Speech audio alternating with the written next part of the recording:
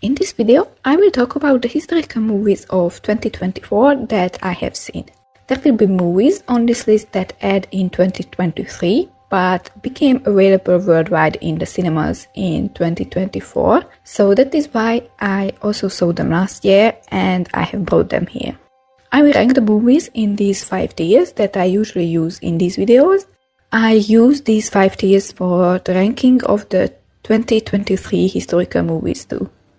In January, I posted a similar video about the 2024 historical TV shows, and now it is time for the movies. Last year, I saw the latest Tudor drama, Firebrand, which focuses on Catherine Parr, Queen of England, as the 6th wife of Henry VIII.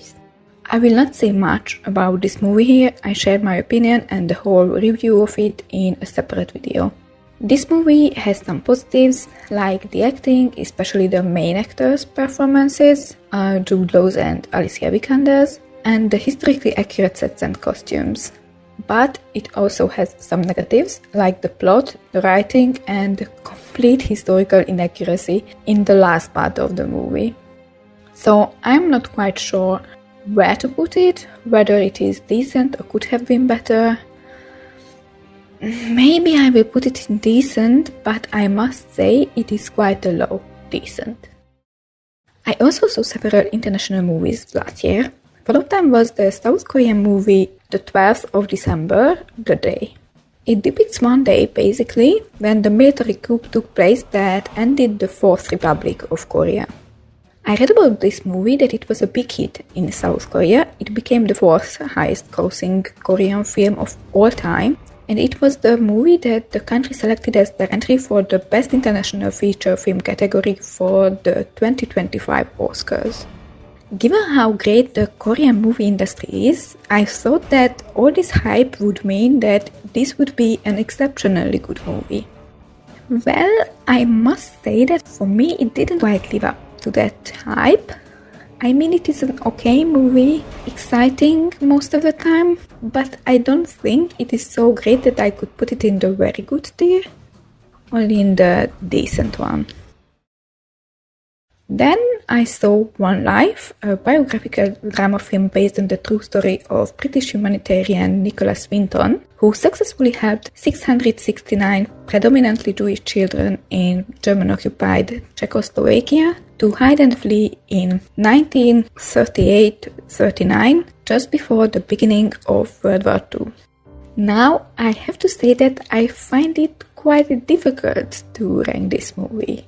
I remember that when I watched it, I kinda liked it. I especially found the performance of the main actors, Anthony Hopkins and Helena Bonham Carter, pretty great.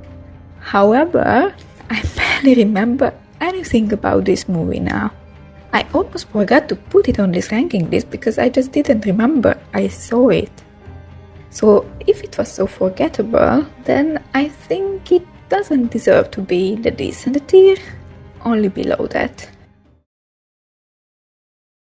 The next one is an international movie again. It is the Algerian movie The Last Queen. It is inspired by the story of the legendary Queen Zafira, wife of the last king of Algiers, and her fight to defend her community when the Ottoman pirate captain Barbarossa conquers Algiers. Now, I have never seen an Algerian movie before, so I had no idea what to expect, but I have to say I found this movie very good.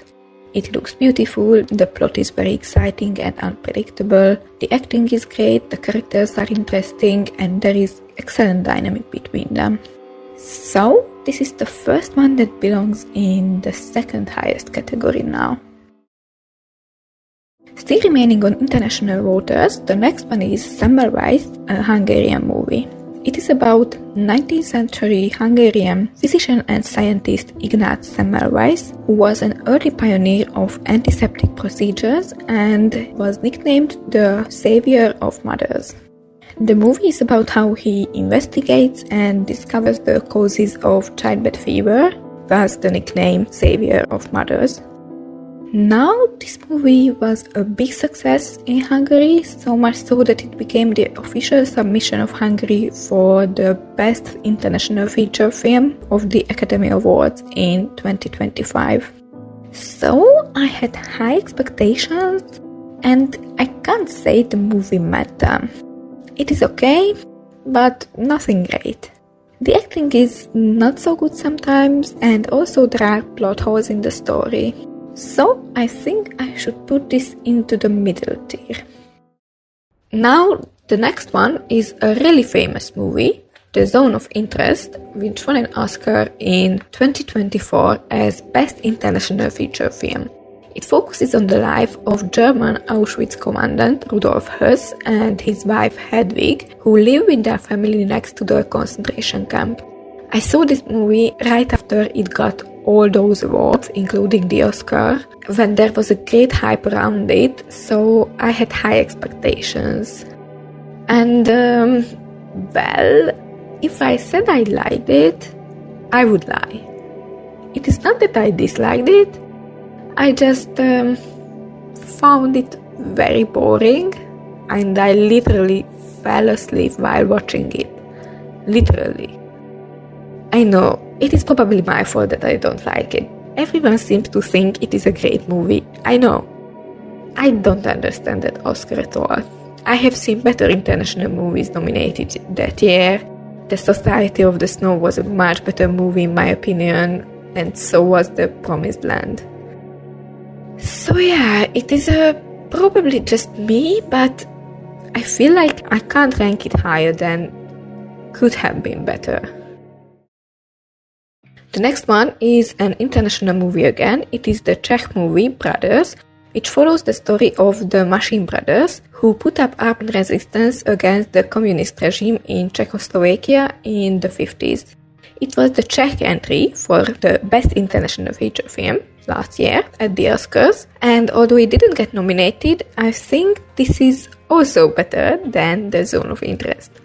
I hadn't known this story before, and I didn't know much about the Czech history in this era, so it was quite exciting to me. I think it is a decent movie. We don't go far for the next movie, which is Dovbush, a Ukrainian historical adventure movie based on the life of Oleksandr Dovbush, Ukrainian outlaw and folk hero.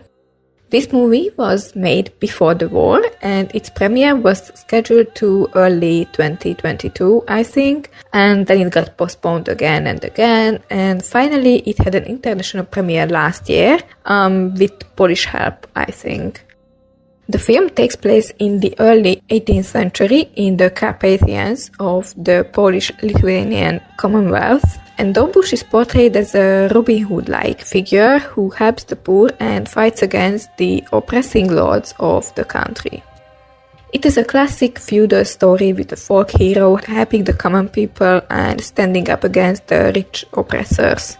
I think it is a very well done movie, it has high production values, it looks quality. I am not sure whether to put it in the second or third tier. Maybe it is rather decent, but it is very high decent. Then, the next movie I saw was the American biographical drama Cabrini, which depicts the life of Catholic missionary Francesca Cabrini, who was the first American to be recognized by the Vatican as a saint. The movie is about Cabrini's journey from Italy to New York and how she builds up her charity work there, fighting against countless obstacles. I didn't quite expect anything special from this movie, but I must admit it surprised me very positively. The story is very engaging, not as typical and cliched as I thought, and the main actress is very good. So, I can finally put another movie in the very good tier. The next one is the second Hungarian movie on this list. It is Now or Never. It is about the 1848 Hungarian Revolution. It depicts one day, basically, the day the revolution breaks out, and it follows a group of young people who become leading figures of the revolution. This movie was very controversial even in Hungary. It was not a big success as Semmelweis was, so I sat down to watch this movie having quite low expectations and not expecting anything great or much historical accuracy. I have to say I had a good time watching it. So this will be yet another movie in the decent category. Then I watched the movie Shirley on Netflix, which is an American biographical drama. It is about Shirley Chisholm, the first black woman to be elected to the United States Congress, and it follows her 1972 presidential run. Now, I think a movie about this lady could have been very interesting, but not this way. I mean, I would have rather watched the story of how her career started, how she became the first black congresswoman, but this presidential run was not very interesting. I mean, even if you don't really know American history, you will know how that story will go and end. There will be no surprises there. I mean, yeah, she won't become president. So, I think this movie had potential, but it didn't quite deliver to me, and it could have been better. Then we go back to European history with the movie Irena's Vow, a Canadian-Polish war drama. It follows Irena Gut, a Polish nurse who helped to shelter and protect Jewish people during the Holocaust by hiding them in the cellar of the home where she was employed as a housekeeper by a Nazi officer.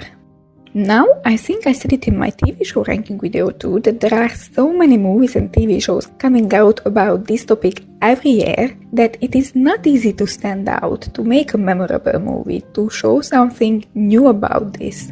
There are productions that manage to do this, like the miniseries We Were the Lucky Ones last year, but many others don't, like this movie Irena's Vow. I can't really say it had any major faults, it was just not a memorable or interesting movie to me.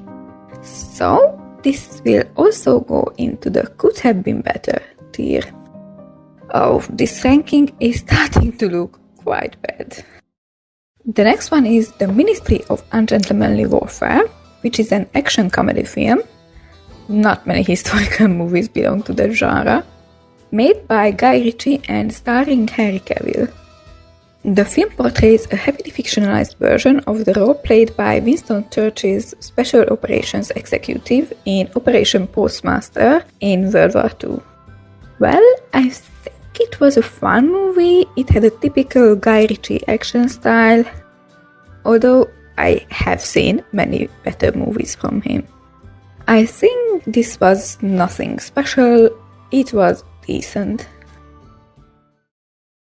Then I watched another World War II movie, a Norwegian one, The Arctic Convoy.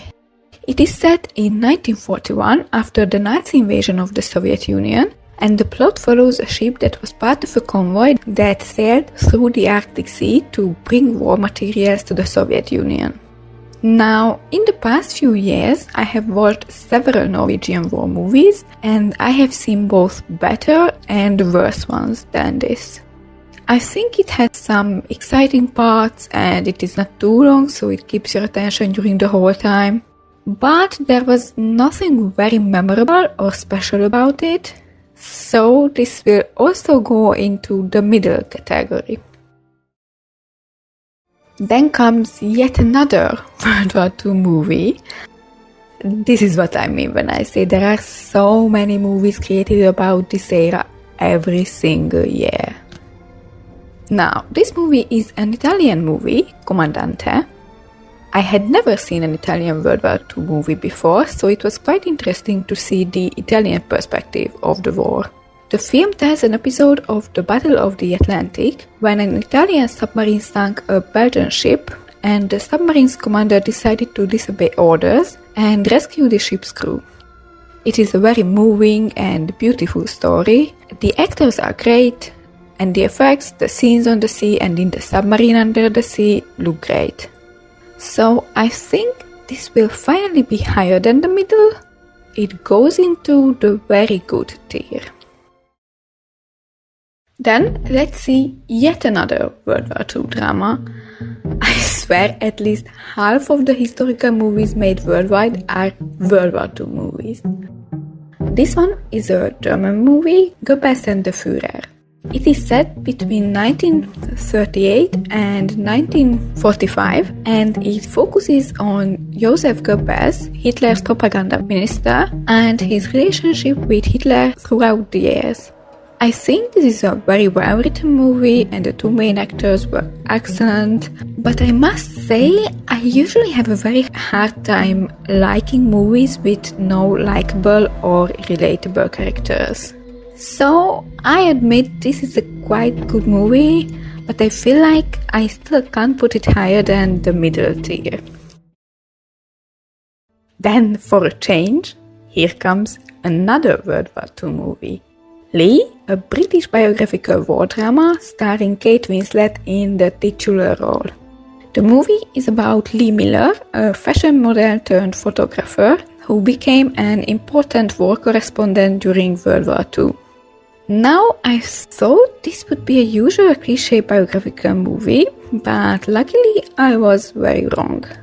Lee Miller's story is very special and exciting, and Kate Winslet was fantastic in the role, and the others in the cast, Alexander Skarsgård, Marion Cotillard, Josh O'Connor, are all very great. I think this movie got critical recognition too. Winslet was nominated for a Golden Globe for her performance, and the movie itself is nominated for a BAFTA. I loved this movie. I think this was the best movie I saw in 2024. So with this one, I finally have a movie on this list that I can put in the highest tier. Then we have come to the most famous movie on this list probably. It is Ridley Scott's second Gladiator movie, which he made more than 20 years after the first one. I think it is set 16 years after the story of the first movie, during the reign of the brother emperors Geta and Caracalla. The movie has an all-star cast with Pedro Pascal, Paul Mescal, Denzel Washington, and Derek Jacobi and Connie Nielsen reprising their roles from the first film. Now, I am usually quite skeptical with sequels, especially sequels such as this one, which is clearly made only because of the success of the first movie, but when the first one was made, it was made as a complete story with absolutely no intention of continuing it. So I always expect the worst from such sequels, so I didn't expect anything good from this one either, especially since I didn't like Scott's latest historical movie, Napoleon. And did I get what I expected? Not exactly. I think that sitting in the cinema, I enjoyed this movie much more than I thought I would. It was long, but it kept my attention for the whole time. I wasn't bored, I wasn't annoyed by it, which is a very good thing after last year's Napoleon. But at the same time, I can list many things in the movie that are not good. The CGI and the effects. I mean, honestly, 24 years ago the first film looked much better. With the technology we have now, this should have looked much better. Also, to me, Paul Mescal in the lead role was not the best cast, wasn't charismatic enough, I think. He is a very good actor, so I don't know whose fault it was in this movie. Also, I think the marketing of this film failed massively. It promoted something in the trailer, in every single promotion, something that was a major plot twist in the movie. Honestly, whose decision was that? So, I don't know where to put this one. Perhaps because of my low expectations, which it did exceed, I am putting this in decent. Then towards the end of the year, I watched The Return, which is a retelling of the last sections of Homer's Odyssey, depicting the return of Odysseus to his home island Ithaca after being away for 20 years. Odysseus is portrayed by Ralph Fiennes, and his wife, Queen Penelope, is played by Juliette Binoche. Now, I must confess I have never seen any screen adaptation of Odysseus' life before, so this was my first one, although I know his story, of course. And I find this an excellent adaptation of the story, and the highlights of the movie are certainly Ralph Fiennes and Juliette Binoche, who are both awesome in the lead roles. The whole atmosphere of the movie was very captivating, with the beautiful island of Corfu where the shooting took place. So, I am putting this in the very good tier. And then, we have arrived at the last one on this list, 6888, an American war drama that premiered in the last days of December on Netflix. It is a movie by Tyler Perry about an all-black all-female battalion in World War II. It stars Ebony Obsidian, Kerry Washington, Susan Sarandon, and Oprah Winfrey. Well, I didn't think it possible that an interesting movie could be made about a postal directory battalion that distributes post, but I think this movie managed to do it. The story of the main characters was very personal, very moving, and I found it captivating right till the end. Most of the cast did well, especially Kerry Washington, but I must say that, to me, the performance of the main actress downgraded the movie. She was just not at it most of the time. So that is why I feel I can't put this movie into very good, only in decent. So this is the whole ranking with 20 movies. Well, this seems to be a very mid-year. I mean, I don't think I have ever ranked so many in the middle tier. Also, there is almost nothing in the best tier, which also doesn't happen usually. What do you think of these movies? Have you seen them? Have you seen any movies that are not on this list? Let me know in the comments.